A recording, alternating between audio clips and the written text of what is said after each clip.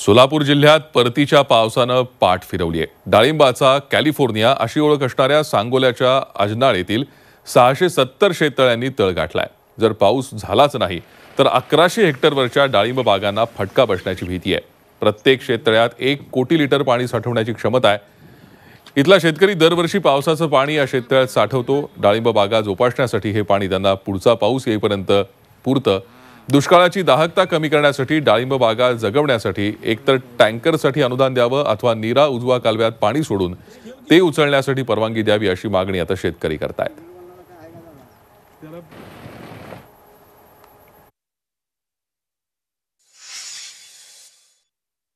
आतापर्यंत माझा 4 ते 5 लाख रुपये खर्च झाला आहे 2000 झाडाला।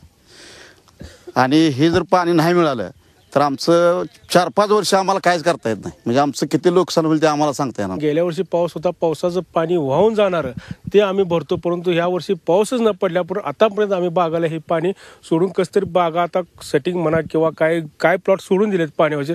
जर 4-8 दिवसात पाऊस जर आम्हाला ये नाही तर हाही बागा सोडून देऊन परत आमची ही झाडं जळून आम्ही 5 वर्ष रिवर्स जाईल। आमचं इतकं आर्थिक नुकसान मोठं होईल की आम्ही शेतकरी जिवंत राहणार नाही, झाडंही जिवंत राहणार नाही।